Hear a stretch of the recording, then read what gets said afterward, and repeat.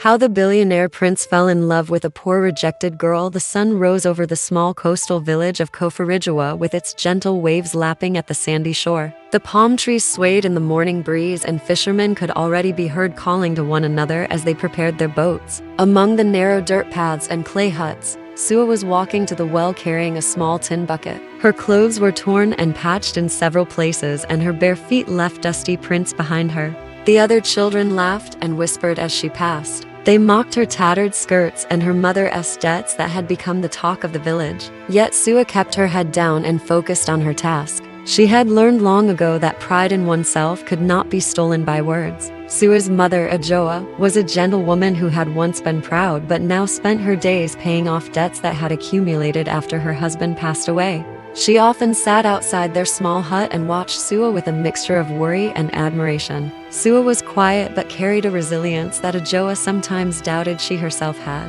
That morning, as Sewa drew water, a group of boys came and splashed mud on her skirts. Sewa tried to step aside, but one of the boys laughed loudly and shoved her. She fell face first into the wet sand. Her cheeks burned with shame, but she wiped her face and continued her work without a word. Life in Kofarijua was simple but hard. The villagers survived by fishing, farming cassava and maize, and selling small goods at the market. Education was scarce, and many children, especially girls like Sewa, were expected to help at home rather than dream of school or a future beyond the village. Sewa often sat by the seashore in the evenings watching the horizon, imagining a life where she was seen not for her torn clothes or her mother's debts, but for who she was inside.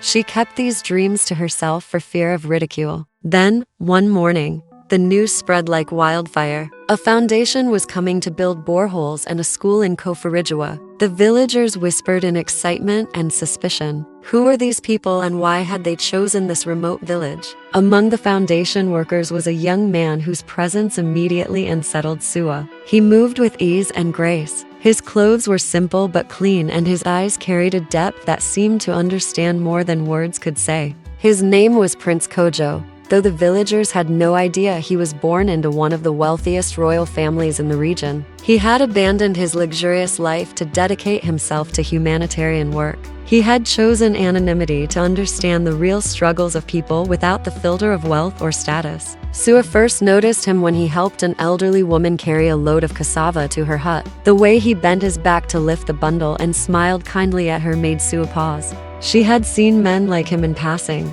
in stories, or on distant trips to the city, but never someone so present, so human. Days passed and Prince Kojo observed the village quietly. He noticed Sewa, not because of her torn clothing or her shy demeanor, but because of her resilience. She carried herself with dignity despite constant ridicule. When he saw her sitting alone under a baobab tree sketching in the sand with a stick, he felt a strange pull toward her.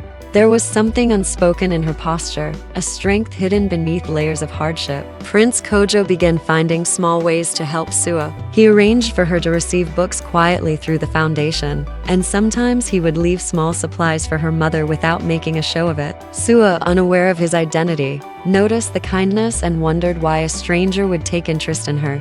She had learned to trust few people. One day, she found a notebook filled with colorful illustrations and basic reading exercises tucked under the edge of her sleeping mat. Her heart leaped. Whoever had left it was careful to remain unseen, but the gift gave her hope. The villagers began to take notice of the mysterious stranger who visited their community so often. Rumors spread. Some said he was a prince from the city, others whispered he was from the coast. Yet, nobody guessed he had royal blood. The whispers did not bother Prince Kojo. He had grown accustomed to the scrutiny and preferred to focus on the tasks at hand, bringing clean water, education, and small health clinics. But there was always a part of him that returned to Sewa. He admired the way she never complained, the way she spoke softly to her mother when others were cruel, and the way her eyes seemed to look beyond the immediate. One afternoon, the village gathered at the new borehole to witness its inauguration. Sewa carried water in her bucket to demonstrate how the borehole worked. Prince Kojo stood among the foundation staff and noticed her balancing the bucket with careful hands. Something about the sight made him realize that her life, though humble, had dignity in every action. He decided that day he could no longer remain a distant helper. He needed to know her, to walk beside her, to understand the girl whose heart seemed unbreakable despite the hardships she endured.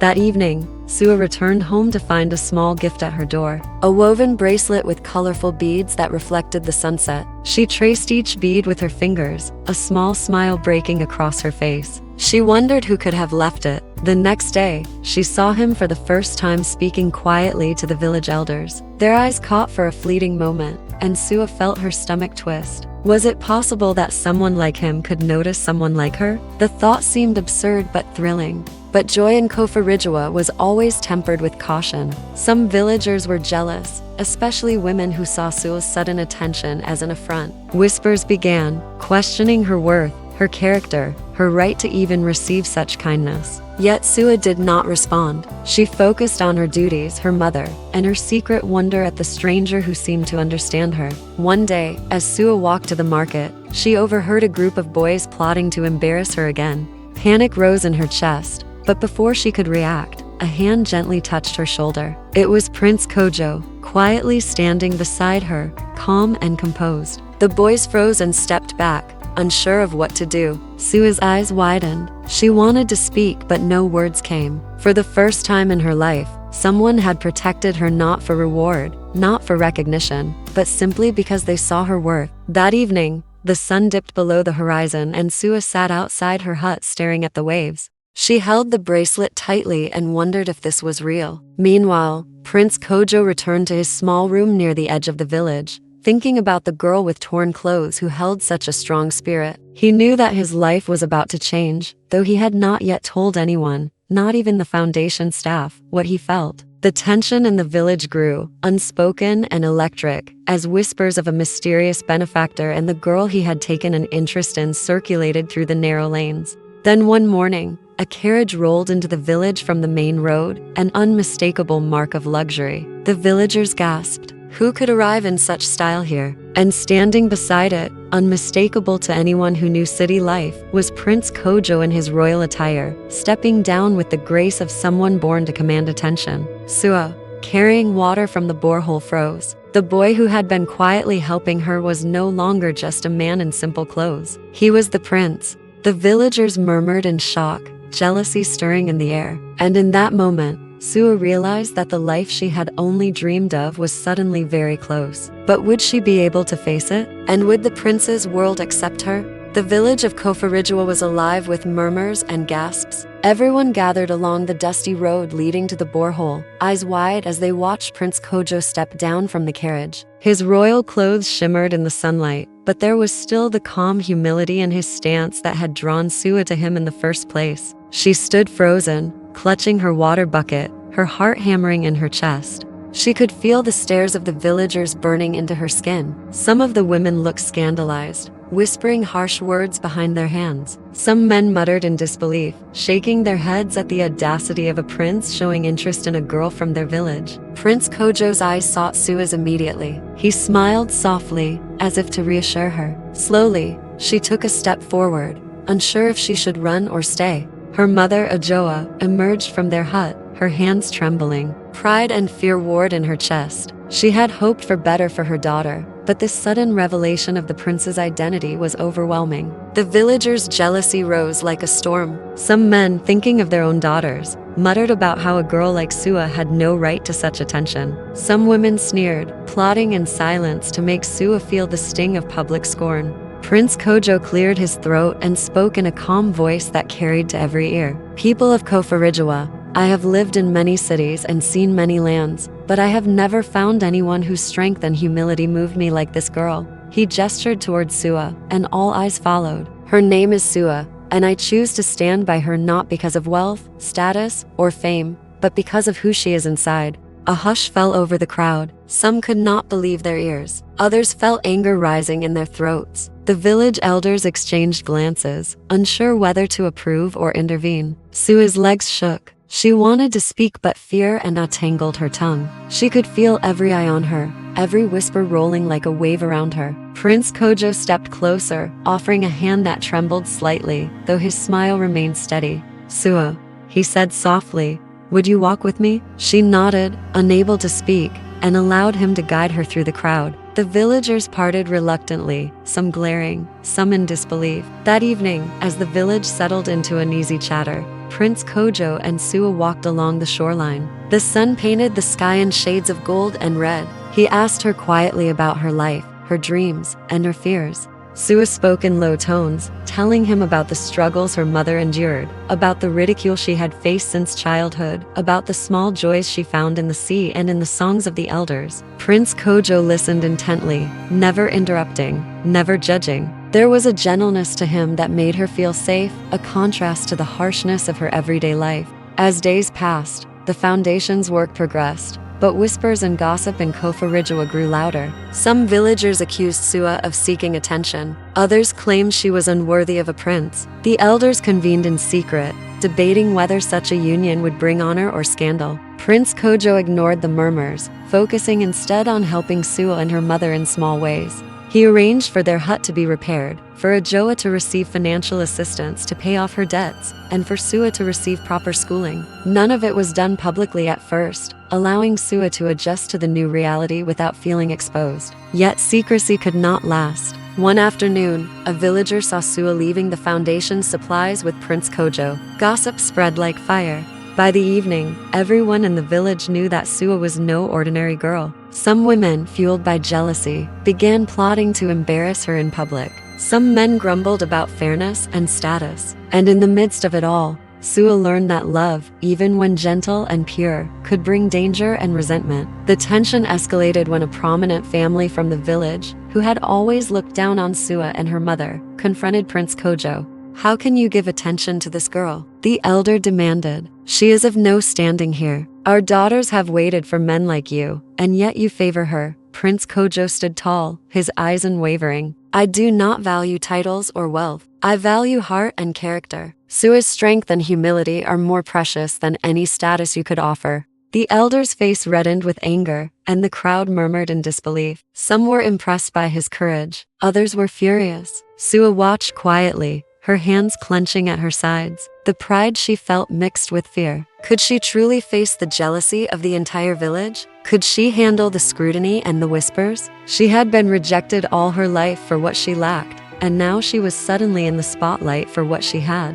Prince Kojo reached for her hand again, and she took it, drawing courage from his steady presence. The days that followed were filled with small acts of defiance and kindness. Prince Kojo insisted on working alongside the villagers, lifting supplies, helping to plant gardens, and repairing roofs. He treated everyone with respect, even those who whispered and scowled.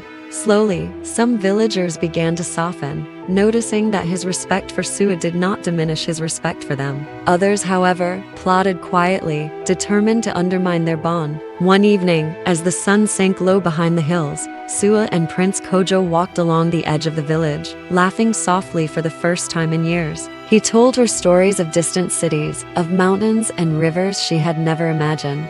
She shared her dreams of helping children learn to read and write, of bringing hope to those who had none. For the first time, she felt that her dreams were not impossible. He paused, looking out over the waves, and said, "No matter what they say, Sewa, I will choose you publicly, and I will not be ashamed of it." A cold wind blew in from the ocean, carrying whispers of the villagers plotting.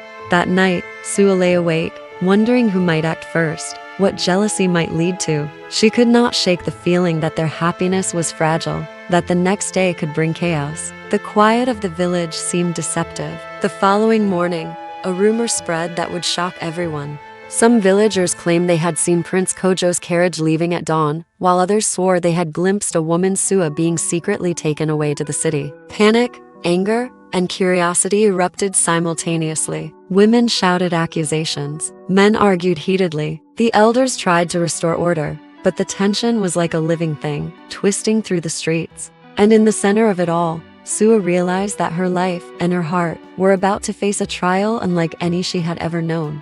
The village of Koforidua was restless the next morning. Rumors flew like sparks in dry grass. Some claimed Sewa had been secretly spirited away by Prince Kojo. Others insisted the prince had returned to the city, abandoning the village altogether. The truth was far simpler yet far more complicated. Prince Kojo had remained in the village all night, walking the quiet paths and thinking about the storm that awaited him and Sewa. He knew that choosing her publicly would ignite envy and anger. Yet, His heart would not allow hesitation. He could no longer hide what he felt or who he cared for. Sewa woke to find him sitting outside their hut, the first light of dawn catching the shimmer of his eyes. He did not speak immediately. Instead, he handed her a small carved wooden figure of a bird in flight. "This is for you," he said softly. "A reminder that no matter what happens, you are free to rise above their judgment. You are strong, you are worthy, and I will stand with you." Sewa's hands trembled as she accepted the gift. She wanted to say something but only managed a whisper of thanks. For the first time, fear and joy mingled together, a knot she did not yet understand. The villagers gathered near the newly built school, drawn by whispers and curiosity. Prince Kojo stepped forward. His presence commanded attention without arrogance. He looked at the crowd and spoke clearly and loudly, leaving no room for doubt. "People of Koforidua, I have come here not to bring gifts or wealth, but to show that character and courage matter more than status.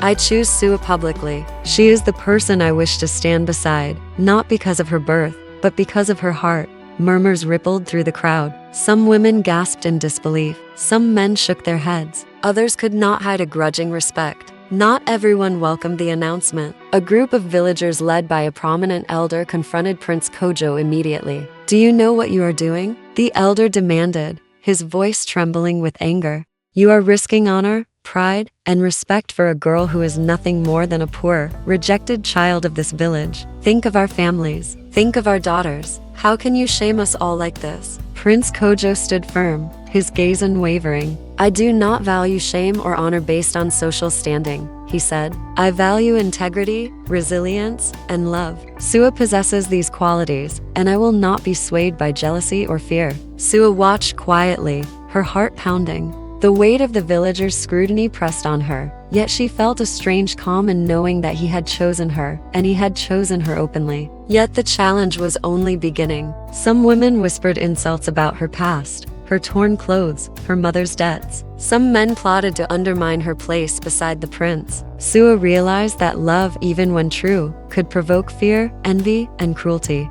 But she was not afraid. She had spent her life overcoming hardship, and she would not falter now. Days passed, and the village was divided. Some families began to treat Sewa with respect. Children who once mocked her now looked at her with awe. The elders grudgingly acknowledged her courage and the prince's sincerity. Yet others continued to plot. One night, as Sewa and Prince Kojo walked along the shoreline, a group of young men confronted them. "You do not belong here together," one said. "You are destroying our customs, bringing shame to our village." Prince Kojo stepped in front of Sewa, shielding her. "Your customs do not define our hearts," he said. "Our actions are guided by love and respect, not fear of judgment. Sewa has the right to live freely and proudly." The confrontation left Sewa shaken but determined. She realized that being chosen by the prince was only part of the journey. She had to find her own strength to face the jealousy, the ridicule, and the pressure from the villagers. She spent her days helping at the school, teaching younger children to read and write, and assisting her mother in tending the small garden behind their hut. Prince Kojo often joined her, working side by side, not as a prince dictating orders but as a companion who shared the labor and the laughter. One afternoon, while Sewa was helping a small group of children with a lesson, a message arrived from a distant relative who had heard of the prince's choice. The letter was filled with congratulations but also veiled threats. They demanded that Sewa step aside or face consequences. The words sent a chill down her spine. She had never experienced such conflict, and the thought of external forces interfering in her life made her realize the enormity of what she was facing. Prince Kojo read the letter quietly, then looked at her. "They cannot dictate our lives," he said. "We must hold fast to what we know is right. Together, we are stronger than their threats." As the days turned into weeks, Sewa and Prince Kojo's bond deepened. He taught her about distant lands, about different people, and about leadership rooted in service rather than power. She shared with him the songs of her village, the stories of her ancestors, and the small traditions that made Koforidua unique. They laughed, argued, and sometimes sat in silence, watching the waves crash against the shore. The villagers could see their closeness, and while some hearts softened, others burned with jealousy and resentment. One fateful evening, a celebration was held at the village square to mark the completion of the boreholes and the school. Villagers gathered, music played, drums beat, and the smell of grilled fish and cassava filled the air. Prince Kojo took Sewa's hand publicly in front of everyone. "This is Sewa," he announced. "She is my choice, my companion, and my equal. Let no one forget that character and heart outweigh wealth and status." A wave of shock swept through the crowd. Some clapped hesitantly. Others turned away, unwilling to witness what they considered a breach of tradition. But not all was peaceful. That night, as the celebration ended and villagers returned to their homes, a fire broke out in the outskirts of the village. Some claimed it was accidental. Others whispered that it was deliberate. The flames lit the night sky, casting eerie shadows on the huts. Prince Kojo and Sewa ran toward the smoke, joining the villagers to contain the fire. The chaos brought everyone together in fear and urgency. Sewa, despite her fear, directed children away from danger, helped her mother, and worked tirelessly alongside Prince Kojo. The villagers watched her courage and began to see her in a new light. By the time the fire was controlled, dawn was breaking. The villagers, exhausted but alive, looked at Sewa with newfound respect. Even the most skeptical elders could not deny her bravery. Prince Kojo stood beside her, proud and unwavering. Yet in the quiet after the fire, Sewa realized that the challenges were far from over. The jealousy, the scrutiny, and the pressures of the village remained. She could feel it in the whispers, in the sidelong glances, and in the eyes of those who had once scorned her. And she knew that the next trial would test not only her courage, but the strength of the bond she shared with the prince. The morning after the fire, Koforidua looked different. The smoke had cleared, leaving behind charred patches and the smell of burnt wood. The villagers moved quietly among the ruins, inspecting damage and sharing whispered fears. But amidst the destruction, a quiet sense of unity had emerged. Sewa walked beside Prince Kojo, carrying water to help those whose huts had been damaged. Her hands were blistered, her dress smeared with ash, yet her head remained high. She had faced fear, chaos, and ridicule, and she had not faltered. Some villagers approached her hesitantly, offering apologies for past insults. "We did not see your strength before," one woman murmured, bowing her head. "We were wrong to mock you." Sewa simply smiled and nodded. She had learned early in life that forgiveness did not make one weak. It made one stronger. Prince Kojo, observing her, felt a swell of pride. He had chosen her for her heart, her courage, and her resilience. Now the village was beginning to see the same qualities. But even as some hearts softened, jealousy still lingered in the shadows. A group of women who had openly opposed Sewa's recognition gathered in secret, planning to humiliate her publicly during the upcoming village festival. They whispered that no matter how brave she seemed, a poor girl could never truly belong to a prince. Prince Kojo had anticipated this. Quietly, he spoke with Sewa that evening as they walked along the shoreline. "You have faced more than most would in a lifetime," he said. "Now we face one last challenge together. Trust yourself and trust me. No one can take away what is true between us." The festival arrived, filled with music, dancing, and the vibrant colors of Koforijua's traditions. The villagers gathered to celebrate the harvest and the completion of the school. As drums beat and songs filled the air, Sewa and Prince Kojo walked hand in hand toward the central square. The crowd fell silent, sensing that something extraordinary was about to happen. The women who had planned to humiliate Sewa stepped forward, attempting to block her path, but Prince Kojo's calm and commanding presence stopped them. He spoke clearly, addressing the entire village. "Today, we celebrate more than harvest and education. We celebrate courage, humility, and love. Sewa has faced scorn, hardship, and jealousy with strength beyond measure. She stands beside me not because of wealth, not because of status, but because she embodies the values we all aspire to. Let this be a lesson. Heart and character surpass all else." His voice carried across the square. The villagers were stunned into silence. Some wept quietly, others nodded slowly, finally seeing what they had refused to see before. Sewa felt tears rise to her eyes. The weight of years of rejection, ridicule, and hardship lifted slightly, replaced by pride and love. She looked at Prince Kojo, and he smiled at her, a quiet reassurance that she was not alone. The women who had tried to humiliate her melted into the crowd, unsure whether to challenge him further. For the first time, Sewa felt the true meaning of acceptance and equality. Over the following weeks, the village began to change. The children learned with renewed enthusiasm at the new school. Families worked together to repair homes and cultivate gardens. The story of Sewa and the prince spread to nearby villages, becoming a tale of hope and courage. Prince Kojo continued his humanitarian work quietly but intentionally, always returning to Sewa and the village that had taught him as much as he had taught it. Sewa's life transformed, not just because she had been chosen, but because she had found her own voice. She became a symbol of strength and humility in the village.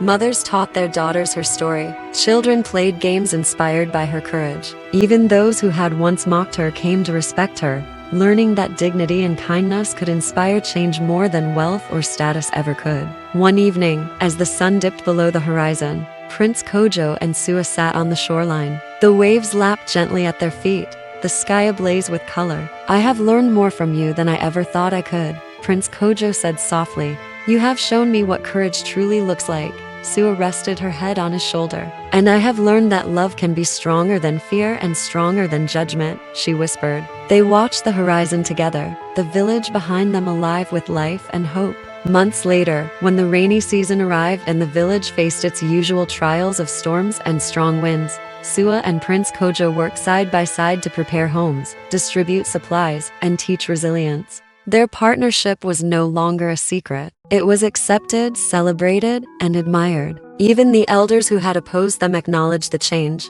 The village had learned that true leadership came from service, love, and integrity, not power or lineage. The story of Sewa and Prince Kojo became a legend, told for generations in Koforidua and beyond. A poor rejected girl had faced ridicule, hardship, and jealousy, and yet she had emerged with dignity and courage. A prince had chosen her not for her wealth, family, or status, but for her heart. Together, they had shown that love rooted in respect and understanding could overcome fear, envy, and tradition. The boreholes in the school became symbols not just of aid, but of hope and transformation. Years later, Sewa and Prince Kojo walked hand in hand along the shoreline where they had first shared stories. Children ran past them laughing. The elders observed with pride, and the waves whispered their secrets to the wind. Sewa looked at him and smiled, knowing that their story was more than love. It was a lesson, a journey, a testament to the power of heart over circumstance. And as the sun dipped once more into the sea,